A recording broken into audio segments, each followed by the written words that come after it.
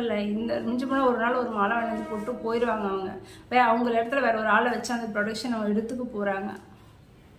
தயவு செய்து சொல்ற எல்லா ஆண்களுமே சரி, உங்களுக்கு ஆஃபீஸ் லேட் ஆகிடுச்சா ஒன்று கால் பண்ணி சொல்லிட்டு பொறுமையாகவே போங்க, ஸ்லோவாகவே போங்க.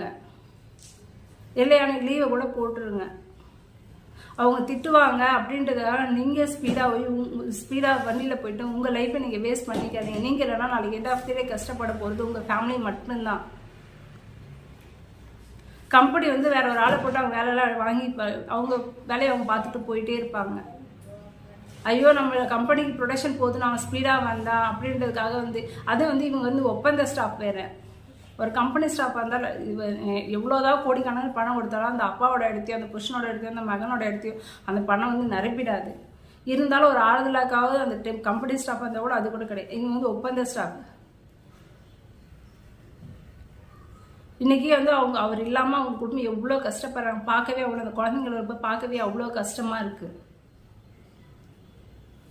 எல்லா ஆண்களுமே சொல்றேன், வேலைக்கு போறப்போ ஸ்லோவா போங்க. லேட் ஆயிடுச்சு அவர் ஃபோன் பண்ணி சொல்லுங்க. எல்லாம் லீவ் கூட எடுத்துருங்க. இல்லையா அது போய் திட்டுறாங்களா, வேலையை விட்டு தூக்குறாங்களா, பரவாயில்ல விடுங்க. இந்த கம்பெனிலாம் வேற ஒரு கம்பெனிக்கு போய்க்கலாம். ஆனா நீங்களெல்லாம் உங்க பசங்க வேற ஒரு அப்பாவை எடுத்துட்டு வர முடியாது. நீங்களெல்லாம் உங்க பொண்டாட்டி வேற ஒரு புருஷனை எடுத்துட்டு வர, நீங்களெல்லாம் உங்க அப்பா அம்மா வேற ஒரு மகனை கொடுக்க முடியாது. இல்லை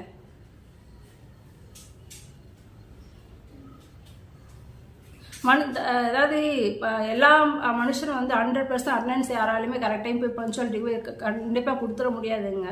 காலத்தாவது மாதிரி எல்லா மனுஷனுக்கு இயல்பு தான். நம்ம சராசரி மனுஷங்க தான், கடவுள் ஒன்றும் கிடையாது.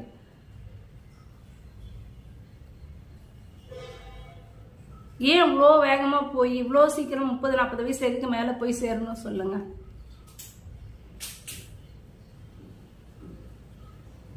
யோசிங்க. கம்பெனி இல்லை நம்ம இல்லைன்னா நாளைக்கு கம்பெனி வேற ஒரு ஆள் இருக்கிறாங்க. நம்ம குடும்பத்தில் நம்ம என்ன வேற ஆள் கிடையாது. இந்த வேலை நமக்கு வேற ஒரு வேலை இருக்கு. நம்ம ஸ்லோவாக தான் போகணும், இவ்வளோ வேகமாக போகக்கூடாது அப்படின்னு சொல்லிட்டு கொஞ்சமாக யோசிச்சு கம்பெனி ஃபோன் பண்ணி சொல்லிட்டு ஸ்லோவாகவே போங்க. இன்னைக்கு அந்த குழந்தைங்க உட்காந்து அவங்க மனைவி உட்காந்து அவங்க அப்பா அம்மா உட்காந்து அப்படி கதறாங்க, பார்க்கவே முடியல.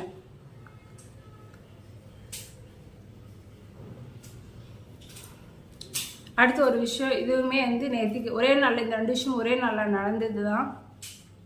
ஒரு பெரிய வீடு, கேரளா ஸ்டைலில் வீடு. அவங்க வீட்டில் ஹஸ்பண்ட் அண்ட் ஒய்ஃப்க்கு டெய்லியுமே சண்டை வரும். அவங்க ஹஸ்பண்ட் வேலைக்கு போயிட்டாங்க. காலையில் ஒரு 11:30 மணிக்கு வச்சுக்கோங்களேன். அதில் மதியம் சமைக்கிறது என்னன்னு தெரியல. வெளியே வராண்டாவில் உட்காந்துட்டு அவங்க சிஸ்டர்கிட்ட ஃபோன் கீழே ஸ்பீக்கர் வச்சு பேசிக்கிட்டே வெங்காயம் இப்படி வச்சு கட் பண்ணிட்டு இருந்திருக்கிறாங்க. நான் கொஞ்சம் போய் மேலே தூக்கி கேட்டேன், வீடியோவில் கவர் ஆகலன்னு சொல்லிட்டு அவங்க கொஞ்சம் கீழே டவுனில் தான் வச்சுருந்துருக்காங்க. இப்படி